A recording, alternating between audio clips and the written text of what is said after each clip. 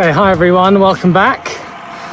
Short video for you today, just tackling one climb, one serious climb. I've not done this properly on the channel before. I've only featured this here and there in certain lists and stuff like that, but I'm here to give a proper dig, a max effort up Mallorca's hardest climb.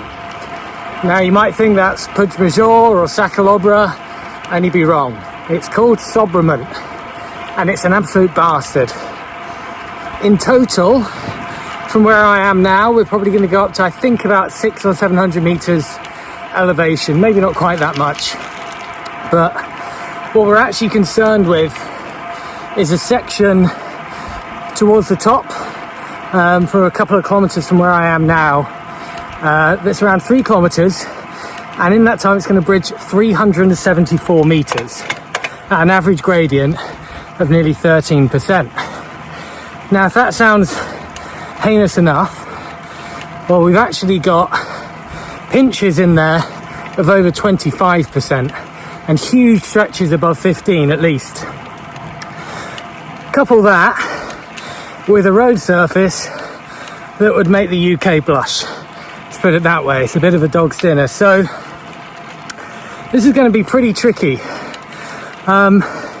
In terms of where the climb is, so it bridges a mountain that's in between a town called Sobremunt, I don't know, and Esporles, so to the northwest of Palma. A little bit out of the way, but if you really want bragging rights, this is the place that you've got to come. So wish me luck. As I said, I'm going to try and do a full gas effort, or as best I can, though even on this little bit here I've just had a bit of lunch and I can feel it coming back up, so it might get ugly in more ways than one.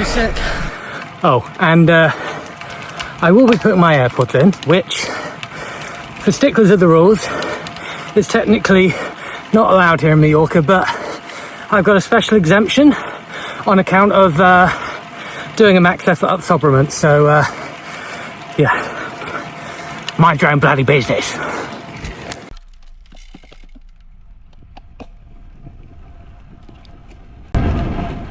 Climb's not started yet, officially. Okay, I think it's time to go.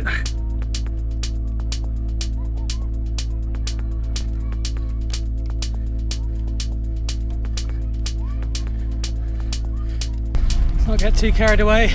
So just to clear a few things up about the climb and the segment I'm using. This segment covers the steepest paved, in inverted commas, section in the middle of the climb. I've left off the first couple of kilometers that take you from the main road, as this is a rolling section that only works out at about 2 or 3 degrees of gradient. Okay, the wall starts here. And there is actually another couple of kilometers at the end that follows a brief downhill section. I'll be honest, I didn't actually realise it went on for quite this much, as the road doesn't show up on Google Maps, and I was using a segment called Sobremunt Real, which it transpires is a bit of false advertising. From what I can see, this upper section features an even worse road surface that looks more like a dirt road. I'll come back another time and check it out, but for today this was plenty.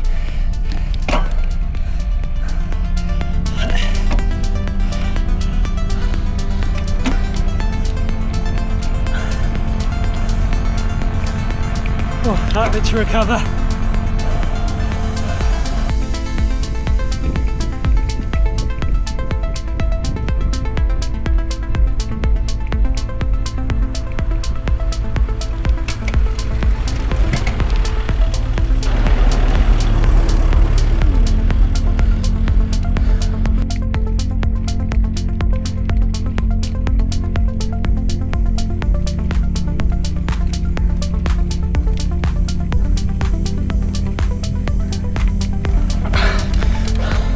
Oh, I need more gears.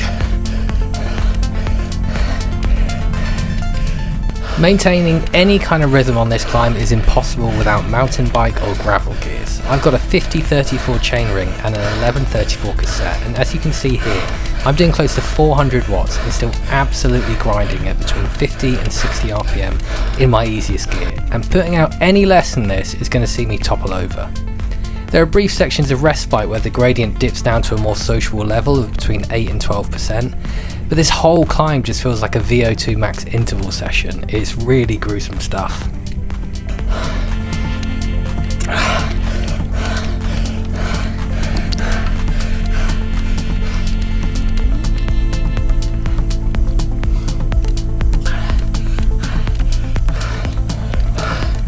Oh, how is it so hot? The temperature really starts to climb here in one of the few sections where the trees thin out.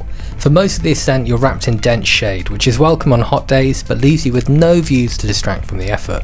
The same canopy can make winter riding tricky though, as the road stays damp and slick for much longer, something I discovered firsthand last December whilst tackling it on my hardest 100 route.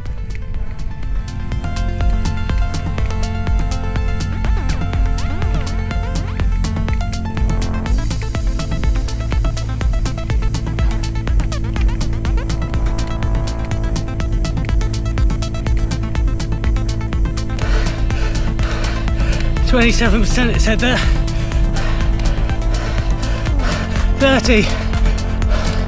30%. You'll have to forgive me that the stats are maybe a few seconds out of sync with the video. I can currently only edit and sync via the Insta360 mobile app, which is not really fit for purpose on these longer videos. I tried to match up as best I could, but alas, another failure for your boy SK. Speaking of which, another failure.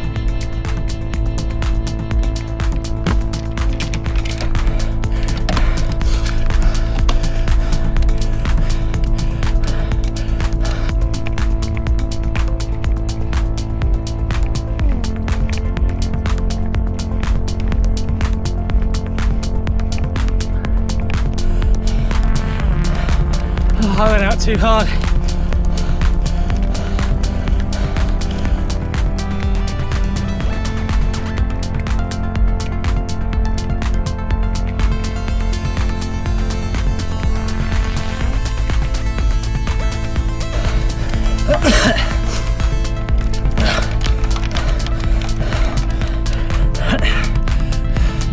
Oh, brief downhill bit now. So at this point we say goodbye to the most serious ramps, but sadly the higher quality road surface too. If you thought it looked a bit rough until this point, no, that was the smooth stuff. It's a patchwork of gravel and potholes from here on out. And to make things worse, the sandwich I mentioned earlier is now really starting to make itself known in the form of stomach cramps and heaves.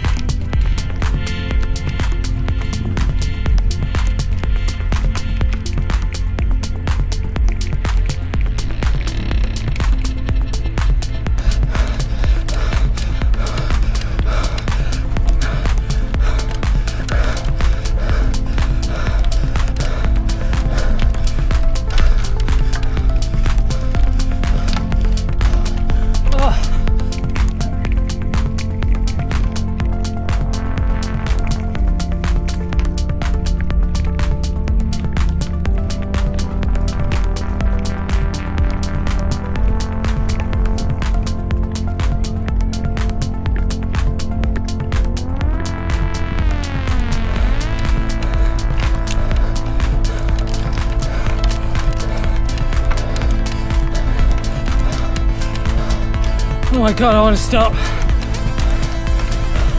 Oh, I feel so sick.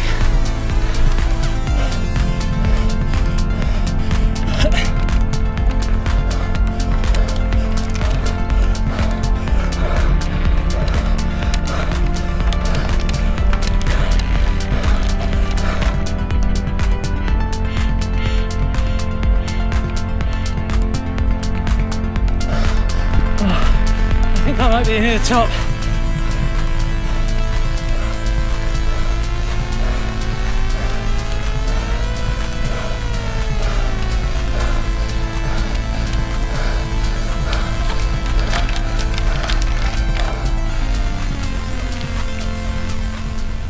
I'm really starting to suffer now. The far too quick start combined with the VO2 max intervals and sandwich are now bringing me closer than I can remember being to throwing up mid-effort, and my power is really starting to drop.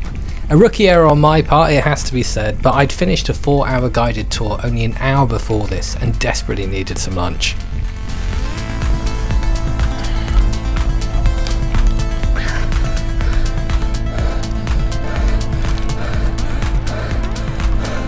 I've got to slow down. Otherwise I'm going to be sick.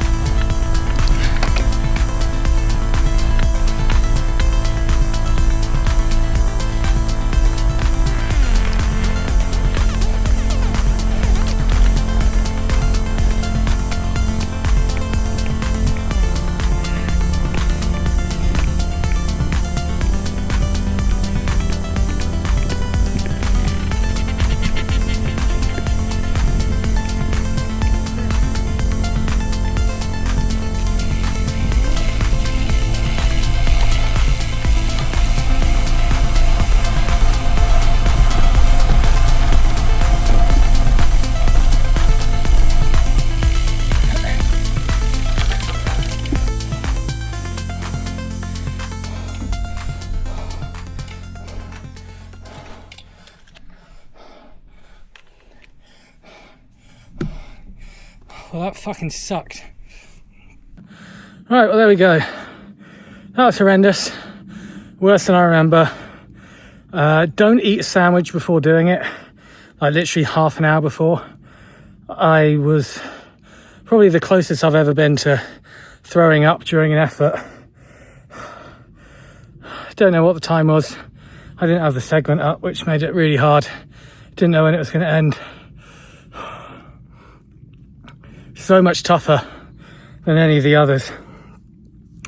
I think a way to gauge the difficulty of a climb is, I don't know, what percentage of people have to get off and push to get up it, and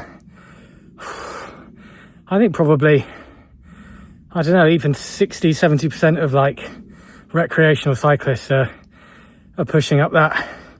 That is fucked up. All right, well, are you coming? Have you done it? Let me know in the comments, and if you enjoyed watching that, give me a follow, subscribe, like, all that kind of business. I'm a hollow man. Ta-ta.